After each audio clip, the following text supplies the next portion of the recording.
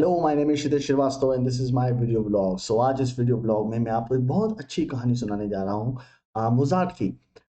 एक बहुत बड़े म्यूजिशियन थे जिनका नाम था सैलियरी एंड बहुत छोटी उम्र से उनके फादर ने, ये कहानी मैंने कहीं पढ़ी थी किताब में, तो मैंने सोचा कि आपको इस कहानी से अवगत कराऊं। और मैं ये कहानी 2 दिन से काफ़ी लोगों को सुना रहा हूँ, तो मुझे लगा कि मुझे अपने ब्लॉग में भी ये कहानी सुनानी चाहिए। तो सैलियरी जो थे उनको 3 साल की उम्र से उनके फादर ने म्यूज़िक सिखाने के लिए बैठा दिया था एंड मार-पीट के, उनका एक डिसिप्लिन लाइफ़ थी, उनको मार-पिटाई करके कैसे भी करके उनको म्यूज़िक सिखाते रहते थे, लगातार वो रियाज़ करते रहते थे। करते-करते जब वो 15 साल की उम्र तक हो गए, he became a very known musician and by the time he turned 40 he became the royal musician in a king's court and उस टाइम तक वो अपने देश के, अपने कंट्री के सबसे बड़े म्यूज़िशियन हो चुके थे। पर तभी किंग को पता चलता है कि एक और म्यूजिशियन है जिसका नाम है मोज़ार्ट करके, जो 17 साल का है और बहुत अच्छा म्यूज़िक करता है। तो उसको जो किंग है वो अपने कोर्ट में म्यूज़िक करने के लिए बुलाते हैं। जब वो म्यूज़िक करने के लिए आता है, तो ये देखते हैं कि मोज़ार्ट तो जो जहाँ पे किंग बैठे हुए हैं, म्यूजिशियंस बैठे हुए हैं उसका म्यूज़िक सुनने के लिए, वहाँ पे वो है ही नहीं। तो सैलियरी को भेजा जाता है कि जाके देखो कि मोज़ार्ट कहाँ पे है। तो सैलियरी उसको देखने जाते हैं और जाके देखते हैं कि वो किसी लड़की के साथ ना मज़ाक मस्ती कर रहा है और अंगूर खा रहा है, फ्रूट्स फ्रूट्स खा रहा है, ये सब चीज़ें चल रही हैं उसकी। तो वो जाके उसको बोलता है कि मोज़ार्ट तुम जाओ और म्यूज़िक प्ले करो। तो मोज़ार्ट कहता है जी सर, और जाके मोज़ार्ट जो है म्यूज़िक प्ले करता है और जो वो म्यूज़िक प्ले करता है वो इतना अच्छा होता है कि सैलियरी जो होते हैं वो जेलस हो जाते हैं। उनको लगता है कि 17 साल का लड़का मुझसे अच्छे म्यूज़िक कैसे प्ले कर सकता है, जबकि मैंने अपनी पूरी ज़िंदगी लगा दी म्यूज़िक के लिए। पर एंड में फ़िल्म की उनको इसका जवाब मिलता है। वो भगवान से भी ये क्वेश्चन करते हैं कि ये इनजस्टिस क्यों भगवान, कि मैंने अपनी पूरी ज़िंदगी म्यूज़िक को डेडिकेट करी पर आपने मुझे वो टैलेंट नहीं दिया जो मोज़ार्ट को दिया था।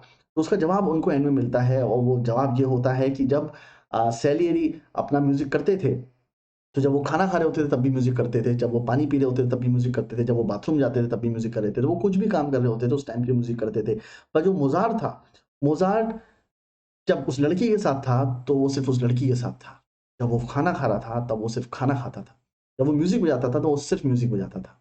तो ये डिफ़रेंस था दोनों के बीच में। तो अल्टीमेट फ़ोकस सबसे इम्पोर्टेंट चीज़ होती है कि आप फ़ोकस कैसे चीज़ों के ऊपर करते हैं और आपको फ़ोकस करना बहुत ज़रूरी है। बहुत सारे लोग अपना बहुत सारा टाइम जो है वो वेस्ट करते हैं बहुत सारी ऐसी चीज़ों को सोचने में जो चीज़ उस टाइम का कंसर्न नहीं है। सपोज़ आप ऑफ़िस में काम करते हैं और आप ऑफ़िस की चीज़ों को घर लेके आ जाते हैं, तो आपके लिए एक बहुत बड़ी प्रॉब्लम ये होगी कि आप टेंशन में रहोगे, घर पे भी टेंशन में रहोगे, ऑफ़िस में तो टेंशन में हूँ, आप घर पे भी टेंशन में रहोगे। This is something that I have learned recently and don't bring office baggage at home. अगर आप एक्टर हैं, डायरेक्टर हैं, कोई भी हैं, तो घर पे वो सारी चीज़ें लेके आने की ज़रूरत नहीं है।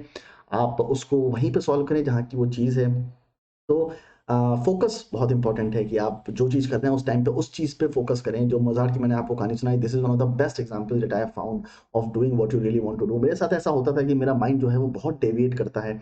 जब मैं लिख रहा होता हूँ तो फिर मैं कुछ और सोच रहा होता हूँ, कभी मैं अपना मोबाइल उठा लेता हूँ, कभी मैं लैपटॉप पे कुछ देखने लग जाता हूँ, फिर मैं लिखना शुरू करता हूँ, फिर मोबाइल पे कुछ देखने लगता हूँ, फिर मैं कोशिश करता हूँ और प्रेशराइज़ करता हूँ अपने आप को, फिर मैं मेडिटेट करना शुरू कर देता हूँ या मैं कोई टाइमर लगा लेता हूँ या कोई म्यूज़िक लगा लेता हूँ कि मैं अपना चीज़ें लिखता रहूँ। But it doesn't happens that way. कोई भी चीज़ मैटर नहीं करती है उस टाइम पे। जो चीज़ मैटर करती है वो ये है कि आप uh, you just you just put your mind into this phase where you just don't get distracted and no matter how much you feel deviated, you just don't get up. अगर आप लिख रहे हो और आपने डिसाइड किया कि मैं 2 घंटे तक लिखता रहूँगा, then nothing can disturb you, you just keep on writing and that is one of the most important things of life and this is one of those things that I wanted to tell you in this video and that's why I made this video. So it's a small video and it's about this story only. चलिए मिलते हैं जल्दी next vlog में।